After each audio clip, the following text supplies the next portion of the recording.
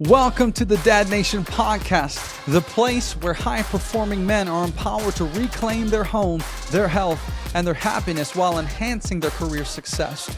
You see, in a world full of noise, burnout, and mediocrity, we believe what's missing is courageous and compassionate leadership in the home, because when the dad gets better, the whole family wins.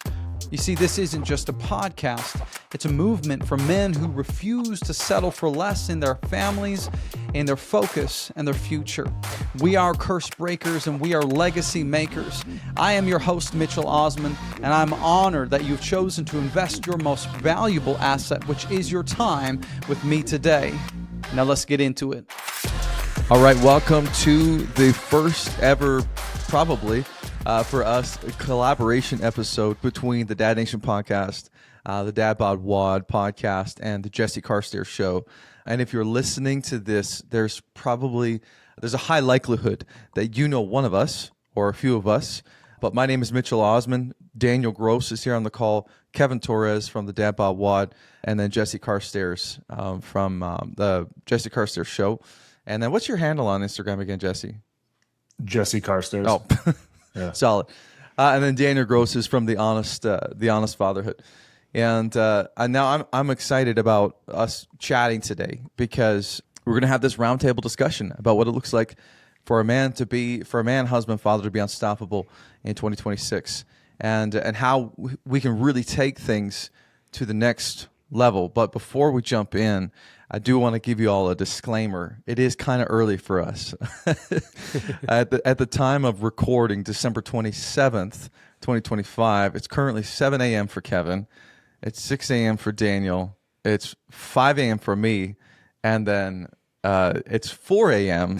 For Jesse on the West Coast. So, I mean, it's a little outrageous, but that's how dedicated we are to having this conversation for you. We have an incredible event that we're going to be letting you know about at the end of this episode, which you're going to want to stick around for, the Unstoppable Man Summit. And if you want to get a sneak peek as you're watching this or listening, if you go to unstoppablemansummit.com, you can get all the information, which we're going to tell you about a little at the end of the episode here today. But before we jump into this conversation, like I said, because this is a collab episode, there's going to be a lot of you listening who maybe don't necessarily know one or a few of us.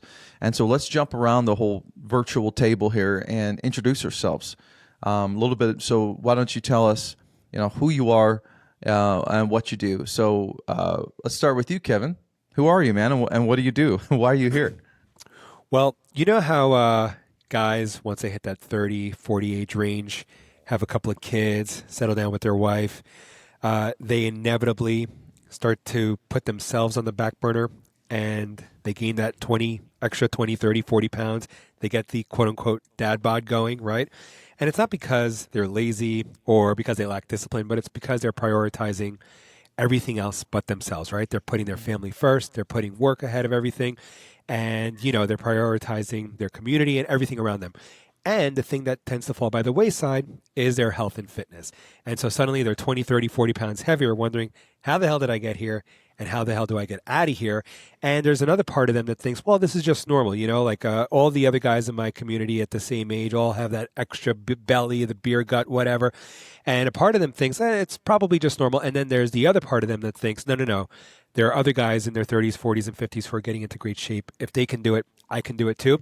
And I help those guys ditch the dad bod. So I help guys 30s, 40s, help them, find the balance between like eating the foods that they love and not sacrificing family time and, without cutting carbs and doing all this crazy stuff just to get into shape and to do it in a way that's seamless and sustainable.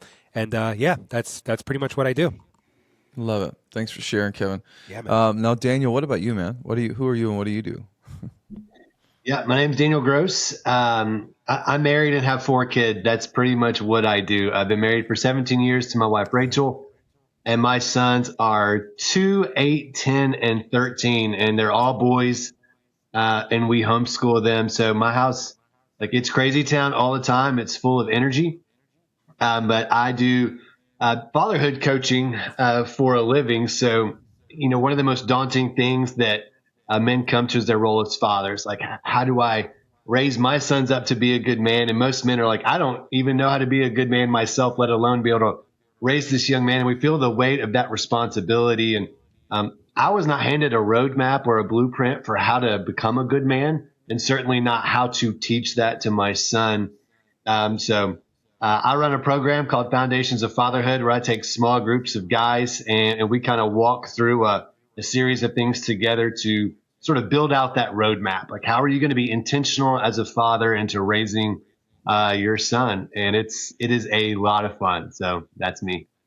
Love it. Yeah, I mean, and if you're listening, if you're a listener of the Dad Nation podcast, you would have heard Daniel's been on my show a couple times actually. So, and then Kevin's also been on the show as well. Back in, I think, the first 20 episodes, I think you were on there. So you can spin back to those to hear that conversation, which were great. Jesse, tell us a little bit about you, man. Who are you, and who do you serve? Yeah, well, my name is Jesse Carstairs, and I am a husband and father. And like Daniel, we homeschool. I have 2 boys, and it's an absolute blast. I actually work with, you could say, high-income men, specifically of faith, who don't feel that they're leading their homes, and I work with them on how to change that generational identity.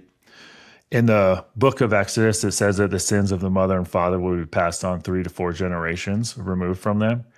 And then the American Psychology Association has done a couple studies on the social dynamic in a marriage will be passed on 3 to 5 generations removed. And so that's why we really focus on that generational identity and how we can impact that so their children don't statistically have the same miserable marriage that they currently have. Because like Daniel said, men aren't intentionally discipled on what it looks like to be good at being a man, which is really unfortunate. Yeah, that's good. Thanks for sharing, man. And I couldn't agree more. I talk a lot about that as well, and also just the significance of what the man carries in the home. You know, the emotional tone, his presence, and how he shows up as a husband, as a father. And so, I got a feeling like we're going to have a lot of great conversations today about this. Oh, I should probably introduce myself because it's going to be on other shows as well. My name is Mitchell Osmond. If you're listening to this on the Jesse Carstairs Show or the Bod WOD podcast. And I am a coach. I help high-performing men reclaim their home, their health, and their happiness without sacrificing their career success. So a lot of the men that I work with have built businesses, they're in positions of leadership, whatever, but they find that they've been dominating professionally, but they're feeling really disconnected personally, whether it's with their wife, their kids. We talk a lot about mindset, eliminating the self-sabotage, the imposter syndrome, all those different things. And we really kind of focus in on the marriage for sure, because I find that the marriage really kind of affects so many other things. If things aren't going well in your marriage, it's harder to show up as a present father. If things aren't going well in your marriage and things are, on fire, then you're really distracted at work and you're not going to succeed as well or as much professionally. And so that's what we get into a lot. And I run the Dad Nation podcast, which you've heard of already. But yeah, that's good. Well, thank you, boys, for introducing yourselves. And I'd love to just, because we're talking about this idea about being unstoppable, as a man. And I don't love how that verbiage sets us up, because it sort of implies that you have to be perfect or you have to be unshakable or unmovable. But I do think that, personally, I feel as though as a man, husband, and father, there is certainly a responsibility or a weight on you to be steadfast, to be consistent, all those things for the family that you're a part of. So let's just go around the room real quick. And I'd love to ask you guys, what does it look like in your own perspectives and your own filters? What does it look like, do you think, for a man to be unstoppable in his home? And even just we'll say a modern man, because we know that this is different than it was 50, 60 years ago. And you can just rapid fire, jump in whoever wants, whenever they want. I guess I'll try to kick us off there, because that's a huge question. Like, how do you become unstoppable? I know that the four of us, like, we each are kind of having an area of expertise. It takes all of the areas. To talk about being an integrated man and loving with all your heart, soul, mind, and strength.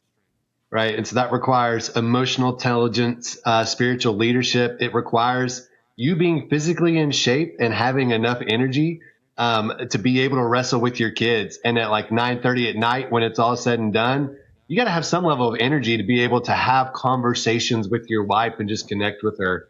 Then, and to be able to protect your family, like mentally too, your wife from a mental load that's too heavy because you've been too passive and she's carrying all this weight. So I think to be unstoppable, if I wanted to give one nugget for men, it would be the area that we are the weakest is where we feel shame. And that's the area we want to stay away from. And then we double down on our strengths. But your family is hurt by the areas where you are weak. So I would say if you're going to be unstoppable, you need to go into the areas where you have insecurity, shame, and that you're just not good at, you don't have skills in, and start working on yourself there so that you can show up as this sort of full, whole, and integrated man for your family. So that's a big question. That's a great way to start this thing off, Mitch. Thanks for that. Well, I love that, Daniel, because I think I love what you just said, your weakest area. I think a lot of us as men really wrestle with even having the maybe humility or wisdom to really dig into that and ask yourself, where is an area that I really need to grow and press in, because that's what our family's going to feel, right? So how about the rest of you, Kevin, Jesse? Yeah, no, I think that's a really good point. And having the self-awareness to even recognize where you're the weakest or where you need the most work, and then being able to have the humility to then ask for help or to find ways to improve in those areas. I think the biggest thing for me, what is an unstoppable man or what defines it, is somebody who keeps promises to themselves.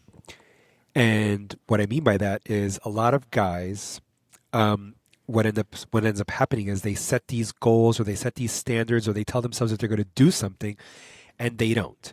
And when they don't, they start to break those promises. And we've heard this, analogy to some extent in some, area, whether it's faith, family, or fitness.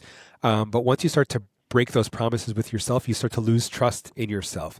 And then you no longer believe that you're somebody who follows through in other areas of your life. So for example, if you say, oh, you know what, I want to get into shape, New Year's resolutions are right around the corner. I'm going to get in shape this year.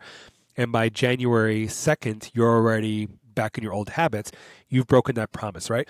And not only did you break that promise with yourself, but if you went around telling your family, oh, I'm going to get into shape, it's like a little bit of a micro promise that you just broke with everybody around you too, once they see you're defaulting back to your old habits. And then when you set a bigger goal or something a little bit more ambitious or something that your whole family benefit from, like, oh, babe, I'm going to get this job or I'm going to make so much money this upcoming year. A part of her is like, oh, great. And then the other part of her is like, whatever. You said the same thing about getting into shape in 2025 or 2024.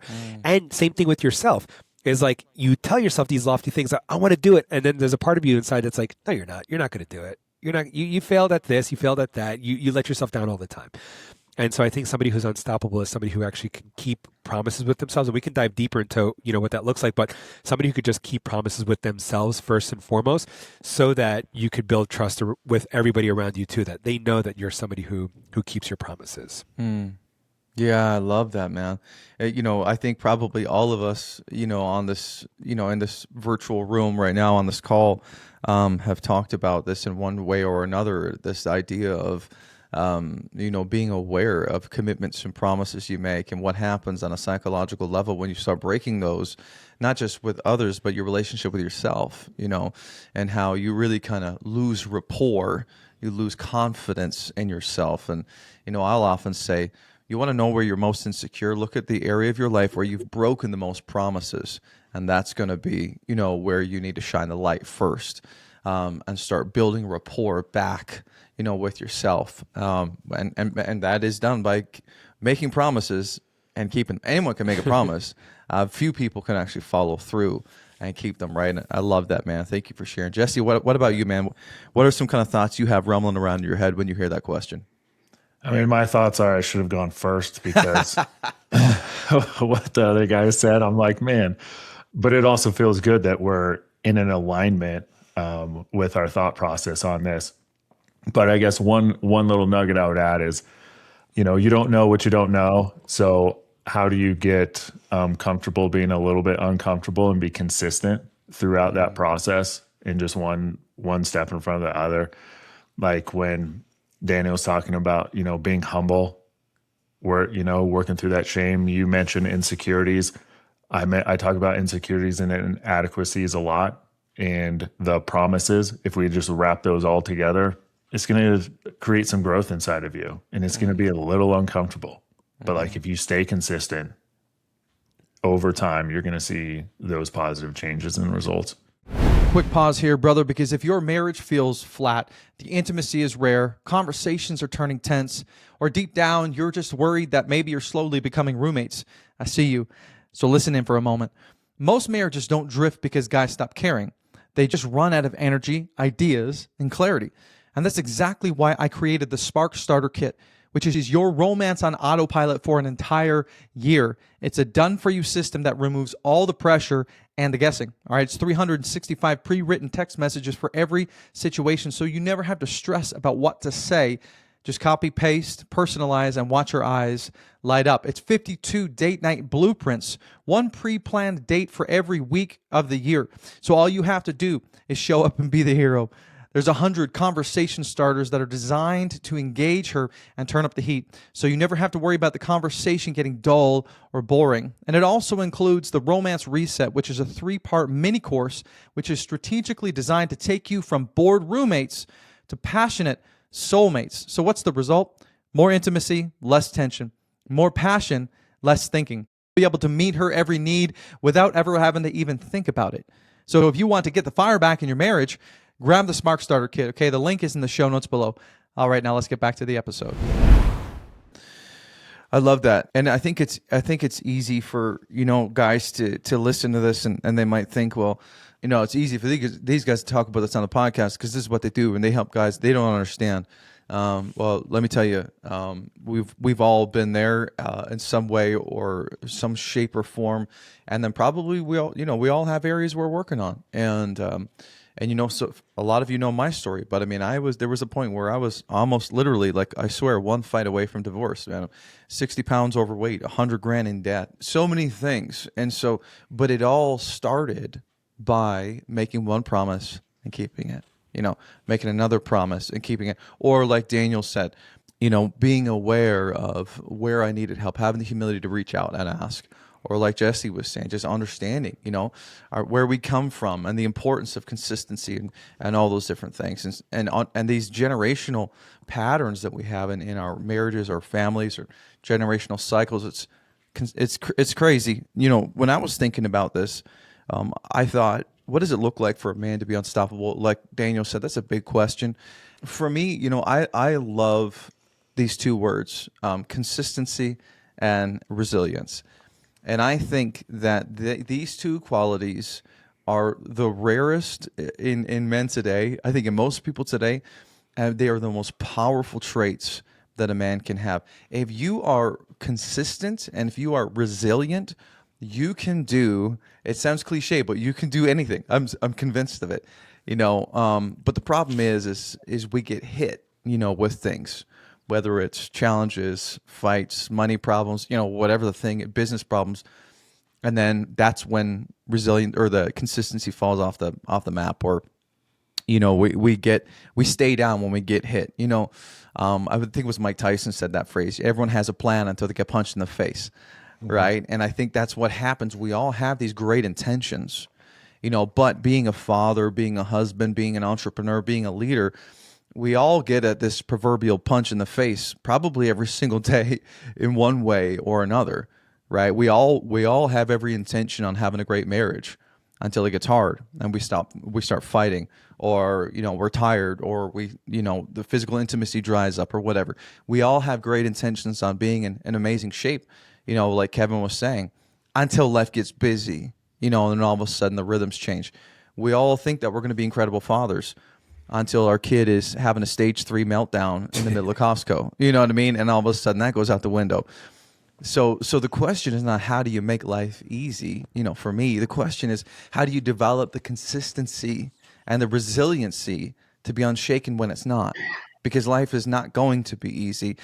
ever. And I think that's actually the whole point, right? Like as a man, it's our responsibility to bear that weight, right? And of course we build support systems and all that stuff, which we're going to talk about today. But that's so important. So I love what you guys have shared, and I think it's really given a great picture of that. Anything else to share just before we move on? It just out of everything you guys have been saying, I wanted to throw this out there, and Mitch, you'll just have to rein me back in if I'm going off the rails here. But go off, I bro. like this idea. I say this is one of my sort of like just frameworks I throw out, but that men need identity, mission, and process. I feel like Kevin alluded to this when you break promises to yourself.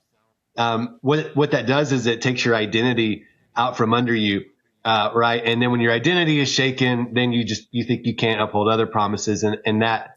But the identity piece is really important. So when you talk about consistency and resiliency, I just see so many men like, all right, I'm going to willpower my way to being unstoppable. And as soon as they fail, because we're human beings and we're imperfect, it becomes devastating again. I see so often when I take guys like through a program that at first they just become more aware of all the stuff that they're not doing well. And it's hard to get at the bottom and stack those small wins. So I always tell guys, like, we have to start with the identity piece, and the process piece sort of comes later on afterwards. And then it reinforces the identity, which then reinforces the process. And it's this really cool cycle. But yeah, I just want to point that out because you've all sort of said that in one way or the other. And I think it's really cool that four of us see like the same insights coming from completely different perspectives. That's really cool. Oh, yeah. Yeah, I think, I don't know if you guys have ever heard about this. I talked about this a couple of weeks ago on my podcast, but there's something called the hierarchy of competence, where this stage where, the first level, which is the lowest level, is like unconsciously incompetent, where you actually, and what this means is you don't know what you don't know. You're incompetent in a bunch of different areas, but you're not even aware. And then we get to this point of consciously incompetent, where that's where you become aware of what you don't know. Right. And that's often the point when guys reach out for help, because now they're consciously aware that they're incompetent in a certain area. And then we start that process of going from consciously incompetent to consciously competent, meaning, okay, now I have competency in these different areas, but I got to think about it. It's hard. I got to think about my macros.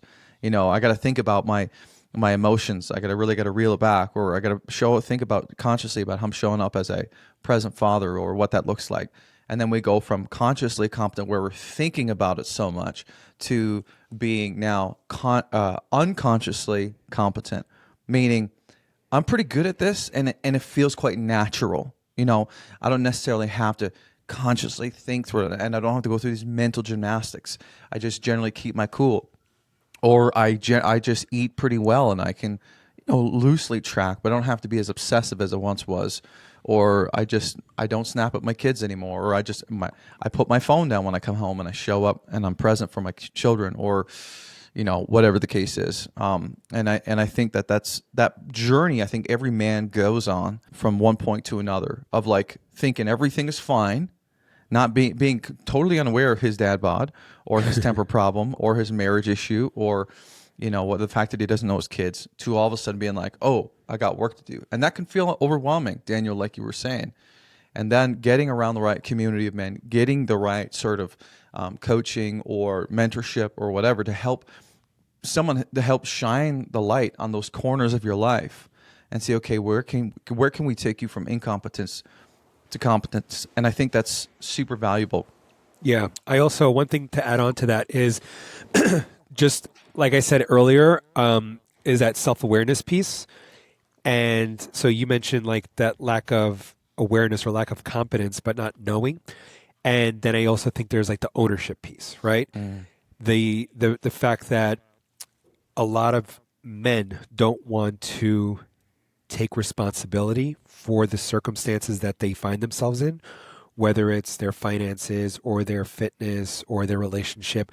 And it's so easy to pass the blame on to external factors or to everybody else around you but yourself, right? Your wife is annoying. Your job sucks. There's too many, the kids have, so many snacks in the house, and that's why you keep snacking on the junk food, right? And at some point, it's like, yes, those are external factors, but you have to take control. You have to take ownership. And we can blame, the politicians all day long. We can blame the worker, the job. We can blame our family. We can blame spouse. We can blame our genetics. We can blame our kids, whatever, our upbringing.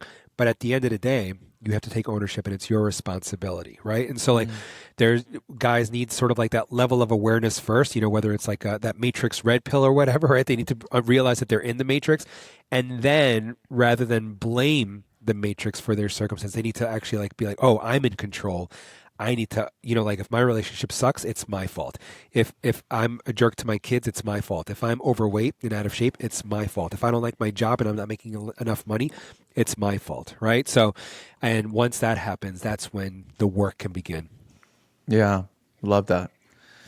Ownership is huge, and we wrestle with that. It's especially as men, it's hard enough to be confronted. It's hard enough to confront it yourself. It's hard. It's even harder to have someone else confront that with you. It takes a lot of vulnerability. It takes a lot of humility to be like, this is important. But like Jesse had said, like this, it matters because we have to end these cycles. We have to, because like for my situation, man, I was a byproduct of my environment. My father, I was living the same life as he was, and his father. I mean, I could clearly see it in my lineage. And so that's why, I say often, like, every family has a curse breaker. For me and my family, that's me. I'm determined to be it, come hell or high water. Hell yeah. And so it's huge. It's good. Well, Kevin, since you're already chatting it up, let's start with you, man. And what I'd love to do is just go around the room, because I think that, obviously I created this summit because I think that all four of these pieces are so critical to the piece of being a great man, husband, and father. And so let's talk a little bit about fitness, for a moment, Kevin. Why do you think that physical discipline is so important? Why do you think it drives success in so many other ways? And then maybe give us a practical thing that guys can start doing today, maybe to start keeping promises to themselves and build that momentum that you were talking about. Yeah. Well, for me, I think the fitness is sort of like the low-hanging fruit.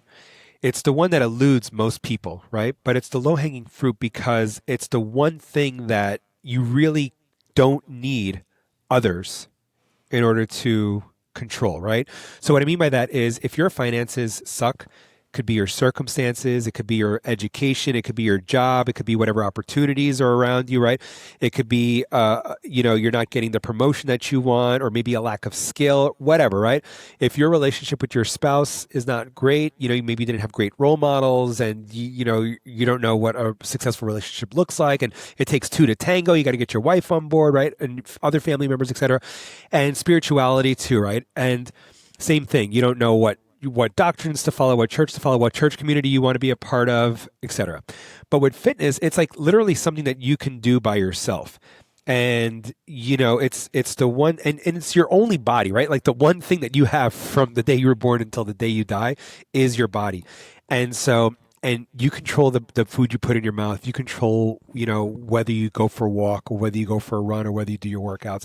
And so to me, it seems like the low-hanging fruit that if you could just get that thing down, if you could just keep promises to yourself and say like, you know what, this is the one body that I have. I'm going to take care of it so I could live as long as I possibly can, so I could see my kids, graduate from college, so I could walk my daughters down the aisle, right? So I could pick up my kids, my grandkids, when I'm 80 years old and 90 years old and nobody has to wipe my butt, right? If I could just, treat my body and like as valuable as it is, and then start keeping promises with yourself in that way, like just go for a little walk, start to eat a little bit better, start to do a few more exercises, during the week.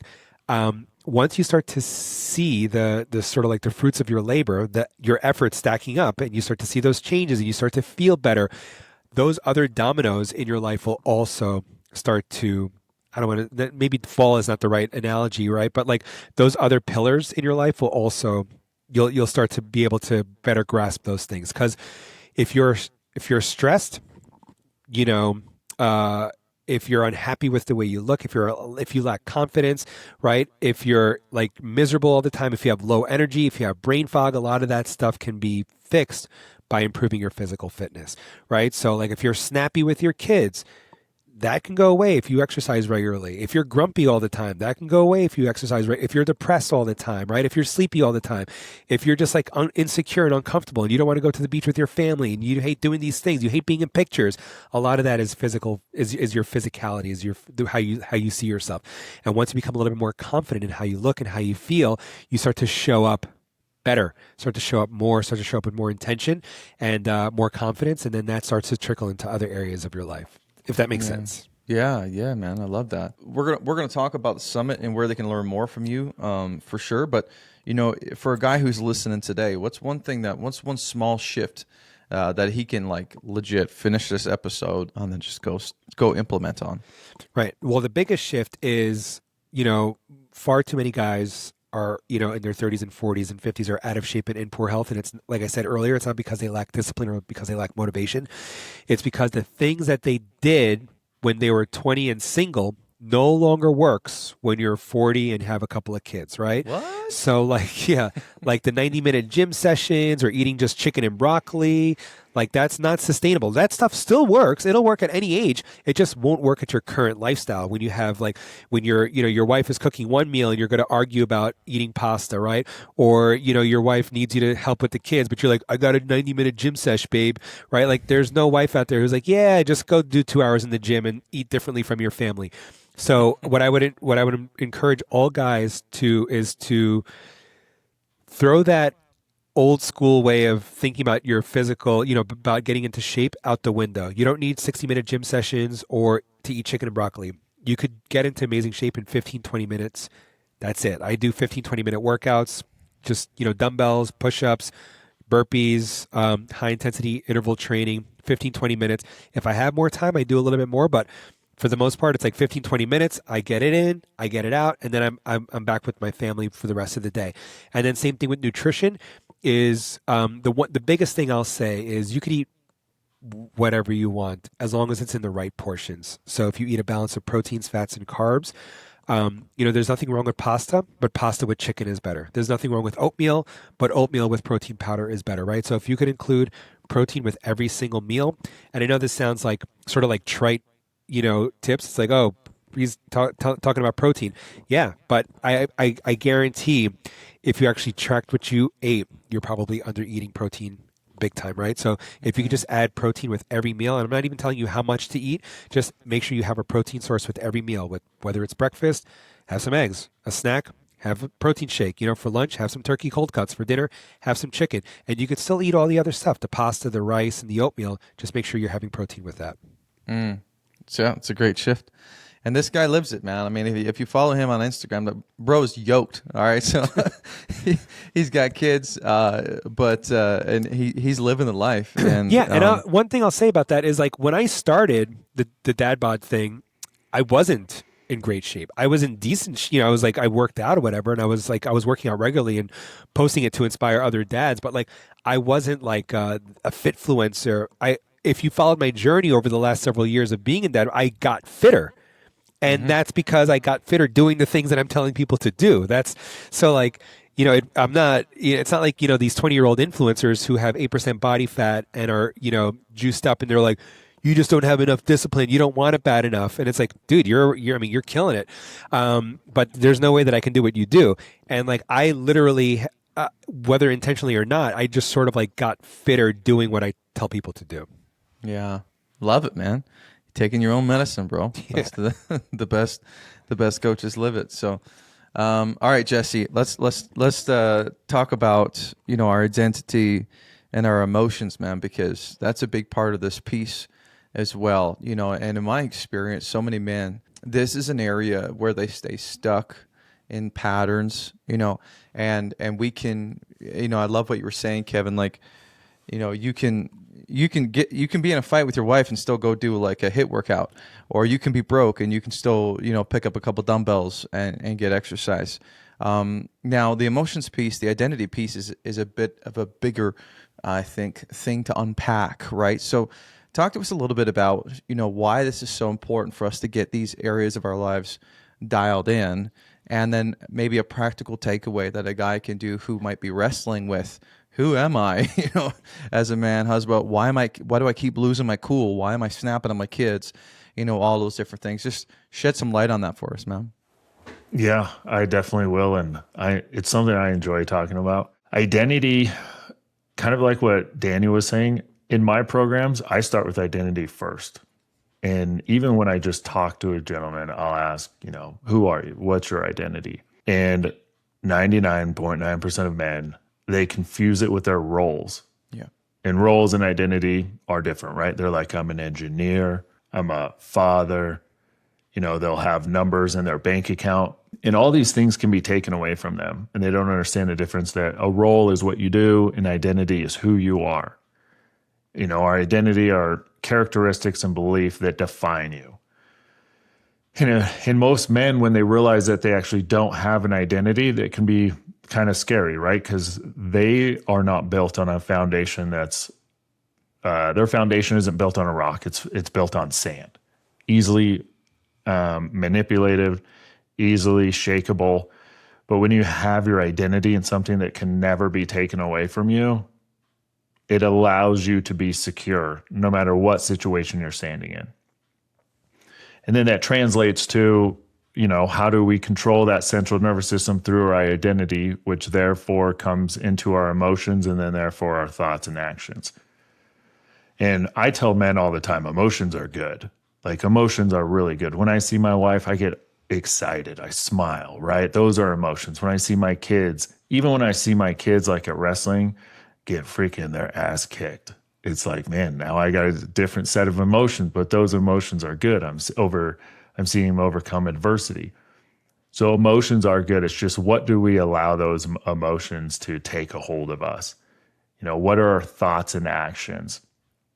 Do we have an understanding of those emotions and what they do? Or if we have any negative emotion, like, what are the red flares that are, showing us that, our face is getting red, we're clenching our fist, we're about to say something mean to our wife, something stupid. And where does that come from? And I really believe that it comes from our identity, just not knowing who you are, what you stand for, what your purpose is. Like, why am I here, right? Too many men live in that saying of quiet desperation. We've all heard that. When a man understands who he is, what he's here for, and they go lift some heavy weights. I mean, when Kevin was saying, that it'll help you with your emotions, we know that in men, lifting some heavy weights regulates our central nervous system, that mind-body connection. So I'm a big believer in that.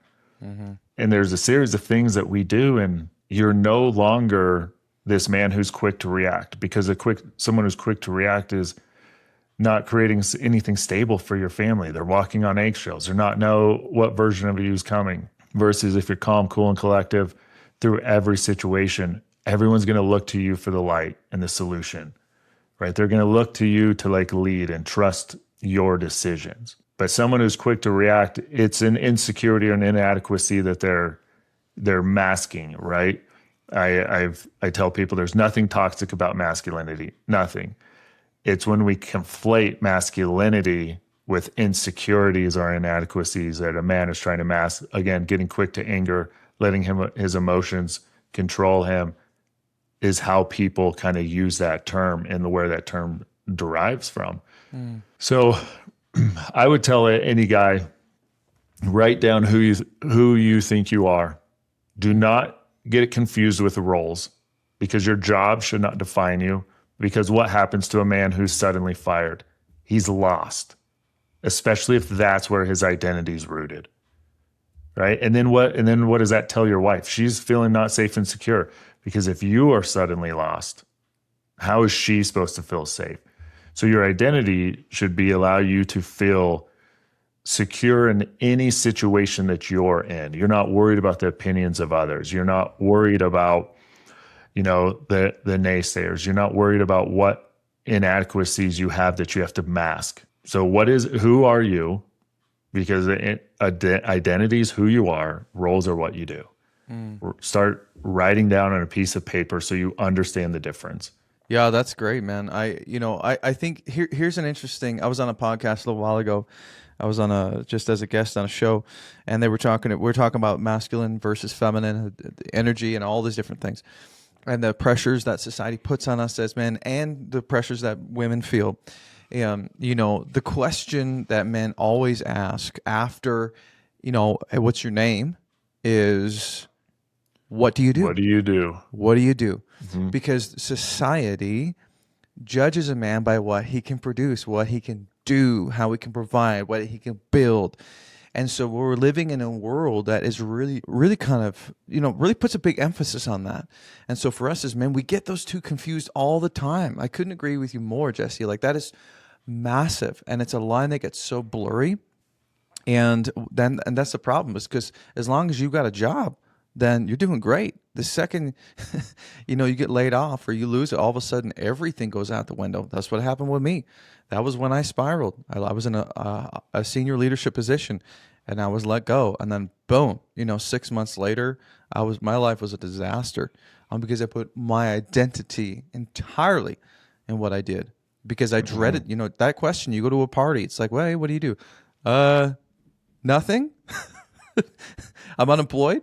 I mean, that feels like a kick in the junk to every guy who would ever have to say that, right? Because we put so much of a value in that. So thank you for sharing, Jesse. Yeah. If you don't mind me jumping in. Yeah. When I get that question, it's so funny. My first thing is like, I follow Christ and I love hanging out with my family. And like, you'll find me archery hunting in August and September. And people are just so confused suddenly because they're like, no, like, what do you do for work?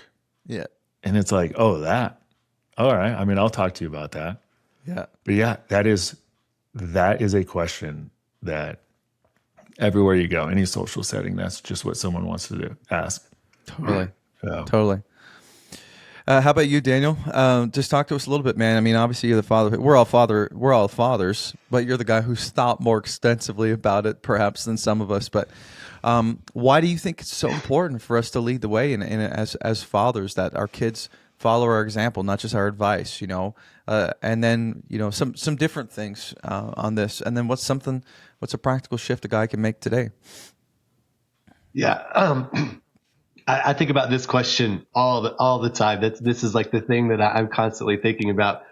If it's cool with you, I wanted to go back to what y'all were just talking about real quick, because I do this with guys in my group when we talk about identity. If the four of us, if someone's watching on the screen, if we all put our incomes up there, people would automatically start assessing our worth, our success, and our value, all the things that we consider as our identity. And if it wasn't that, if we put up our bench press or something like that, like a tangible metric, so we judge people and judge their identity by some of the same toxic and negative ways we do it to ourselves. Whereas I would want to put up here, if I was really thinking about our identity and sort of what we bring as men, it's like, if you could measure it, let's put on the screen, how loved do our wives feel? How safe do our kids feel?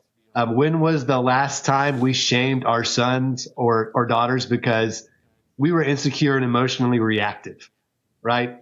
If I put those, I would really start to figure out what depth, what kind of substance, what kind of men are we, the four of us? And that would be a much greater indicator.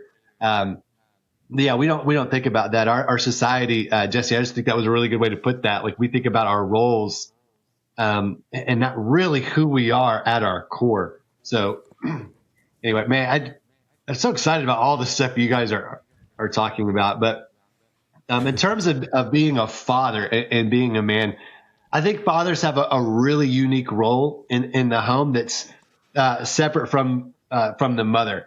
And that sometimes that's controversial. And I'm like, I don't necessarily want that to be true. That wasn't my decision. It's reflected in the hearts of our wife and our children.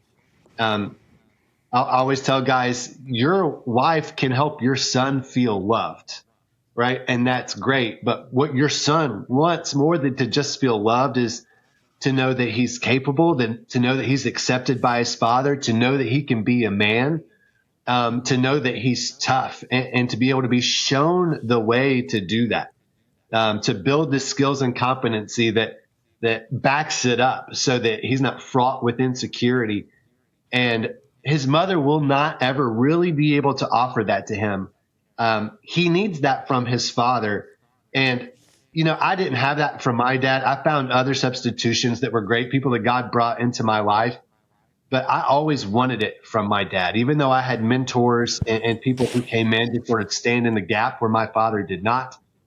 And for those who don't know my story, like my dad went to prison and served a life sentence, and my stepdad was an addict. So they weren't in the picture at all. So a father has such a power in his voice. When we are first establishing our identity, this thing that we see men struggling with so often, identity starts with dad when your children are like at age 2 and 2.5. My 2.5-year-old son the other day, so all his brothers run cross country. They're 18 and 13.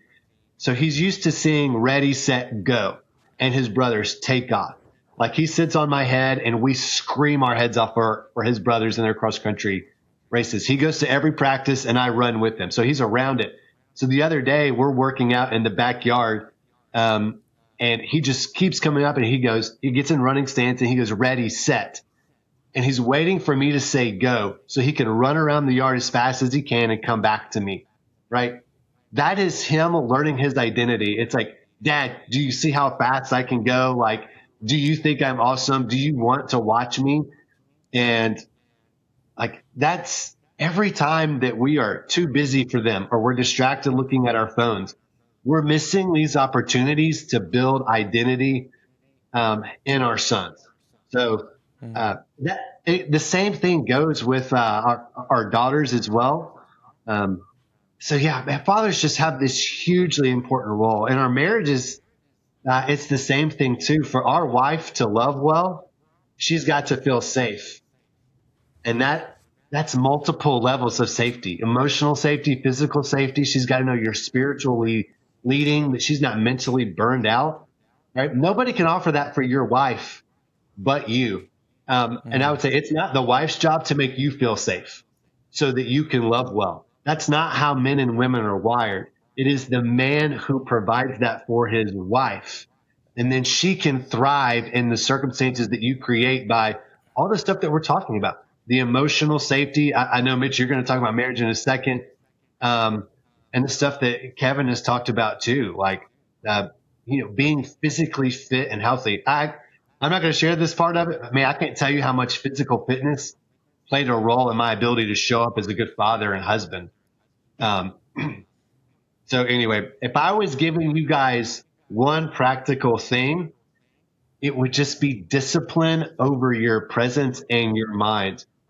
If when my 2.5-year-old came up to me the other day and said, ready, set, and I was staring at a screen, I miss a chance to give identity to him. I miss a chance to say, you are the most important thing in my life right now. You've got all my attentions. So I would say put hardcore boundaries on your phone when you are there to be present with your family, so they know there's nothing in the world that's more important than my dad or my husband right now than being present with us. So there you go. Hey, can I ask you something real quick? If this show has helped you out in any way, if you've gotten any value, clarity, or even just one gut check moment that's made you a better man, husband, or father, would you take 60 seconds and leave us an honest rating or review? And if you're watching on YouTube, make sure to subscribe to our channel so you never miss a drop. And if you really want to pay it forward, share this episode with a friend. Why? Because we know that there are millions of men out there silently struggling in their marriage, in their health, and in their mindset. Men who maybe were where you were just a few steps ago, feeling tired, stuck, and searching for answers. Finding this podcast might be the thing that changes everything for them. So thank you for being part of this movement and for helping more men become the husbands and fathers their families so desperately need. Now let's get back to the show. Love it, dude. Absolutely. Couldn't agree more. And I think there's a lot of passion in the room around everyone else's pieces too. I'm sure, Kevin, you could talk a lot about not just the fitness piece, but our emotions and our psychology. And Jesse, I know you could probably talk about fitness or marriage. And Daniel, I know you could talk about all these things as well, as could I. And which is the exact reason why we're all here having this conversation today, because I think we all see so much value in all of these pieces. And truly, to have them all dialed in is so, so critical. And as just before I jump into my little piece here, but just this, I love what you said, Daniel, that like it's not your wife's responsibility to make you feel safe. I've never heard anyone say it that way, but it's brilliant.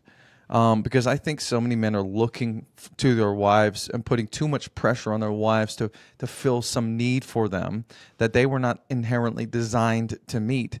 And we, people say all this phrase, takes a village to raise a child. Maybe a couple of you have heard me say this. I say all the time, it takes a village to raise a father, right? We need to be surrounding ourselves with other men that can hold us high, hold us to the standards we said we wanted for our lives, for our families. And that's where we get our strength from. Exactly what we are talking about today, even this just four of us.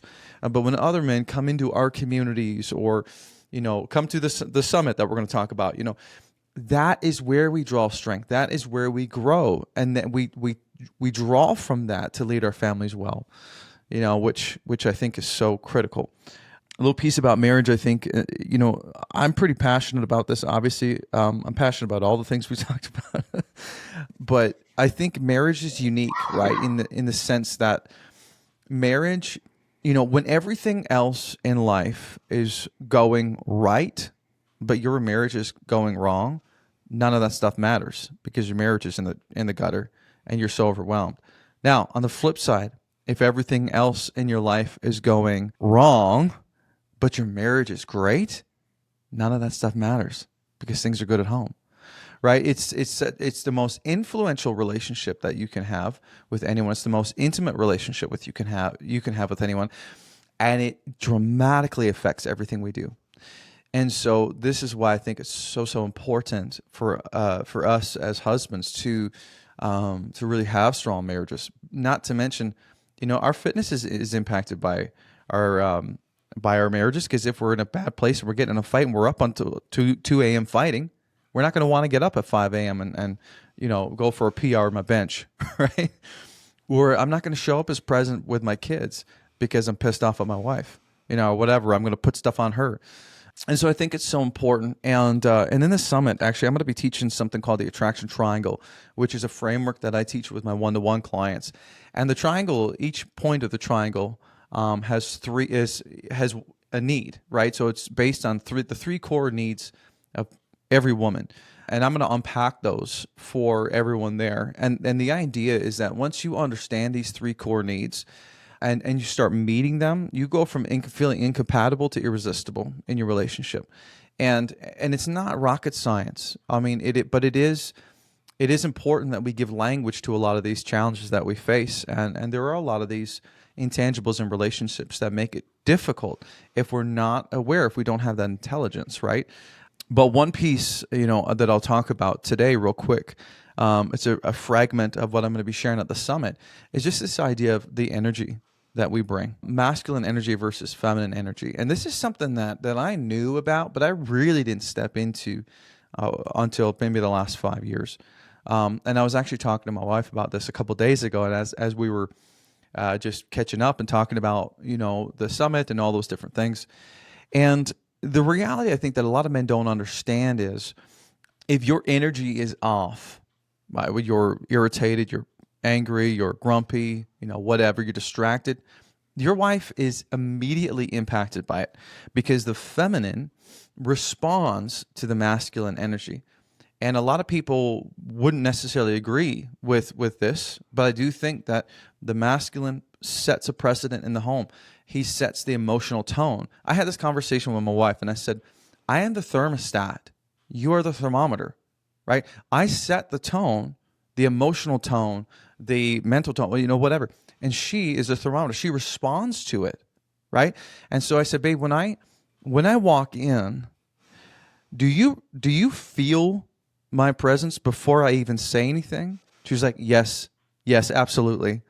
I am impacted before you even open your mouth. And the reality is that women, on an instinctual level, on a hormonal level, on a subconscious level, respond to our energy before we even speak. So when you come in through the door, her and the kids are being impacted before you even say a word, because a lot of guys will come to me and they'll say, well, what's the magic, the secret phrase I need to say to get my wife's attention? What is the the secret sentence or whatever? It's like, what do I need to say? I'm like, no, it starts way before that. Right? So for example, when you walk into the house after your day at work, are you walking past her and just looking at your phone? Or when you come in, are you phone in your pocket and you hug her, you kiss her, make eye contact? That energy says, hey, I'm here, I'm present, and I'm excited to be here, right? Versus, hey, I'm walking in, answering emails, texting, going up to get changed or grab a shower or whatever. That says, I don't really care that you're here. You're not a priority. And so it's not even about our words. It's about our energy. And that's one big, big part. So a practical takeaway here is what I just call the 5-minute preparation pause. When you come home from work, park in the driveway, park in the garage, whatever you need to do, take 5 minutes. Do some breathing exercises. If you don't know what this is, Google it. It's just the 4-7-8 breathing method. I'm a big fan of it. Inhale for 4 seconds, hold it for 7, exhale for 8. Regulate yourself. Close any open loops. Answer any emails. Finish off any text messages. Because open loops, and psychologically we know, keep us distracted and prevent us from being present. So close all those open loops. Ask yourself this question before you walk through the door. What does it look like for me to show up as a present and loving husband when I walk through that door? And once you ask yourself that, you have to answer it.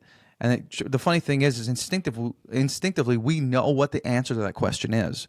But because of something called the Solomon's Paradox, we just find it so difficult to do the things we know we should do, and we do the things that we don't want to do. And so when we genuinely ask ourselves that question, okay, put the phone down. What does it look like for me to show up and prioritize my wife and make her feel seen and heard in this moment? You're going to do that. You're going to, once you answer, you'll be like, okay, we put his phone away. He'd walk in, he'd probably hug her, he'd probably look at her, he'd probably kiss her, he'd probably say, I missed you, and so, okay, those things, then do them, right?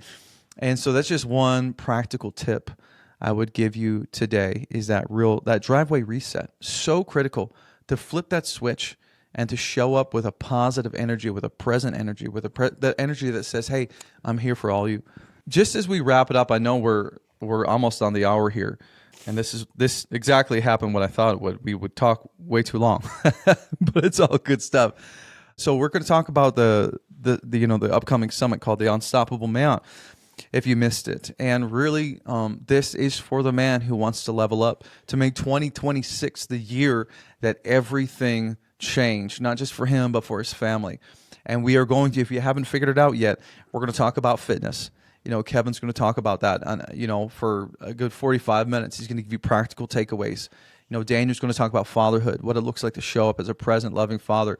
Jesse's going to talk about our identity and our emotions as men. And I'm going to talk about marriage, how to get the fire back. If you feel like things are, you just feel like your roommates sharing rings, But real quick, just before we wrap things up, Kevin, and I'll ask all you guys this. Why should a man come to this summit on January 10th? Well, from your perspective, the biggest reason a man should come to this summit on January 10th is because it's so easy to not show up. It's so easy to just sort of like, say, oh, what is this? Like, what do I need to go to that? And what I would say is, whether you think you need help in one area or all areas of your life that we're talking about, faith, family, fitness, marriage, relationships, all that stuff, or you think you have everything down packed, if you show up, I guarantee you will find one nugget of information that's going to change your life. I guarantee it. And I say that because it's happened to me several times where I've disregarded going to a talk or disregarded going to a mastermind, Zoom or in-person event. And I convinced myself to go. And I was so grateful that I went, because I've just learned even just one little piece, one nugget of wisdom that was applicable, that I could apply to my life instantly, and was able to see the ROI on that right away. And just like, man, I'm so grateful that I went to that event, even if I just took away this one thing, because it changed my life. So I would encourage everybody who's listening, if you think you need it, if you don't think you need it, you should still come, because I guarantee you're going to get something from it. That's good. That's good. Jesse, how about you, man? From your perspective, why do you think it's important for any and every man to be at this event? Oh, I mean, let's just start with the no-brainer. I mean, for what is it? $147 is the VIP. You get all four of us, where I don't know about you guys, but I think a couple of us charge more than that for a single hour of a one-on-one. And you're getting multiple men, coaches who've lived this out, are currently living this out, implementing it, teaching other men. And there's that VIP plus that extended. I mean, the price for what you're getting is a no-brainer right there. And two, there's that thing of changing your life and having that compound into your family, having that compound throughout the year. And there's no better way than to start your year off with something like this, where you're going to learn about, the importance of working out, marriage. And if you're single, guess what? This is going to help you get ready for that marriage. Okay. Being a father, and how to lead and disciple those children. And then where your identity, emotional intelligence, your emotional awareness in yourself is going to come from. I mean, I know the value of this, because I was that guy at one point who was freaking like lost on a number of levels. And I thought I was the shit until life smacked me in the face and was like, dude, you don't know nothing. Your wife's carrying the weight, the load, so many different things that we're touching on. And the amount of money that I would pay to learn all that from four gentlemen who are where I wanted to be, man, it's like you can't put a price on it. The life that I'm living compared to where I was 8 years ago, like it is priceless. That's good. Daniel, how about you, man? I'm just repeating what Jesse said, was that, man, the value is huge. If I wasn't one of the presenters, I would want to show up for this thing. So I'm excited to attend what everybody else is doing, because I want all of your wisdom as well. But just the acts of doing something like this is part of the process of shifting. I remember when my wife and I went to counseling one time, after we had gone like 4 weeks or 4 sessions with this counselor, I was like, do you really want to go? Like, this doesn't actually seem like it's helping us that much. And she goes, it's just the fact that you initiated it, that you cared enough, and that you're trying to do things. She goes, that was actually all I needed, was to see you lead and do that. She goes, because you putting money and action and time behind an intention and a desire to be the best man you can be, it like starts to build that identity a little bit. It's like, here's something that backs up the shift I want to make. So if we go back to what Jesse said at the beginning, like, who are you? What kind of man are you? And if one of the things you say is, I'm the kind of man who invests in becoming the best version of himself, like those are actions that flow out of my identity.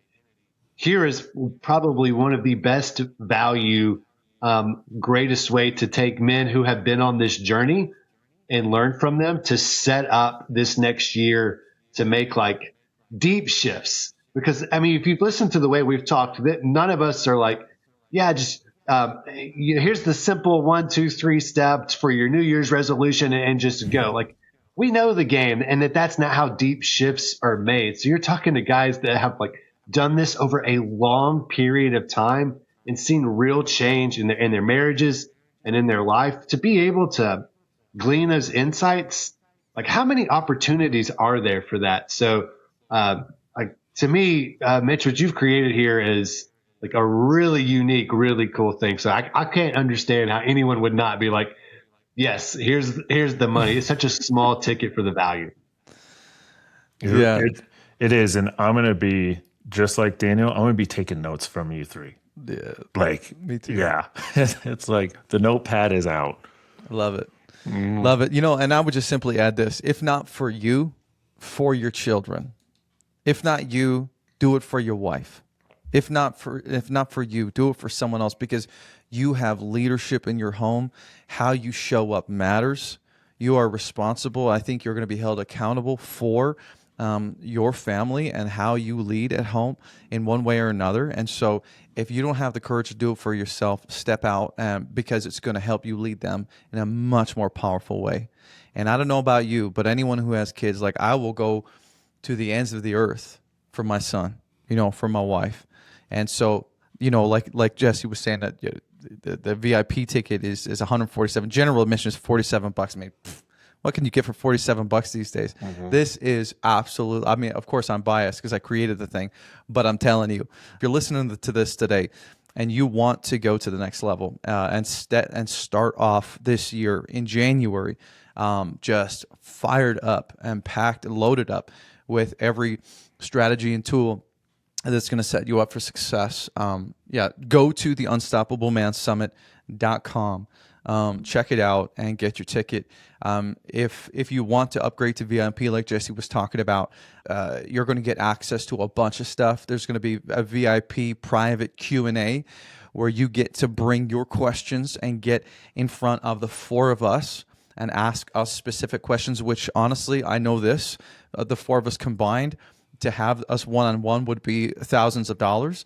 And so that is huge. You're going to get the Energy Edge, which is a bonus course, which is $400, which is like 2 full weeks of done-for-you meals. It's 4 workout plans. It's supplement protocols. It's a test boost blueprint training on how to boost your testosterone naturally.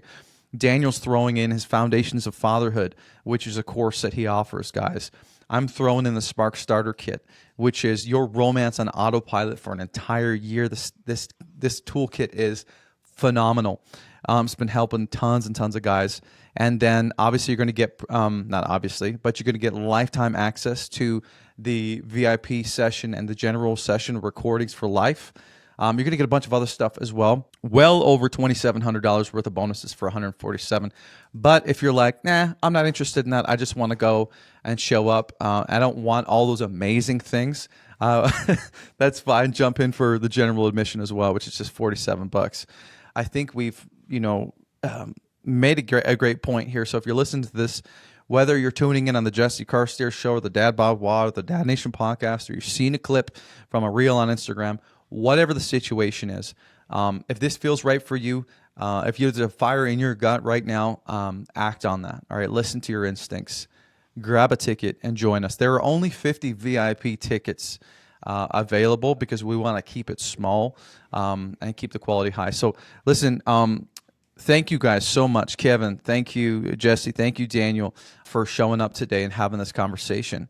It's been just incredible. And for you who are listening, we will see you on January 10th, kicking off at 8 a.m. MST for the VIP session, and the general session starts at 9 a.m. Grab your ticket while you still can, and we'll see you then. Thanks, you guys. We'll catch up soon. Thank you for tuning into the Dad Nation podcast today. Listen, if today's conversation challenged you, if it encouraged you or helped you level up in any area of your life, would you do me a favor? Take 60 seconds to rate and review the show on whatever platform you're listening on. This helps us reach more men who need to hear this message. And if you haven't already done so, subscribe to the Dad Nation YouTube channel, where you're going to find full episodes, clips, and exclusive content designed to help you win at home just like you do at work. Remember, your family does not need perfection. They need your presence. Your leadership matters. So keep showing up, keep leveling up, and never forget, when the dad gets better, the whole family wins. We'll see you next time.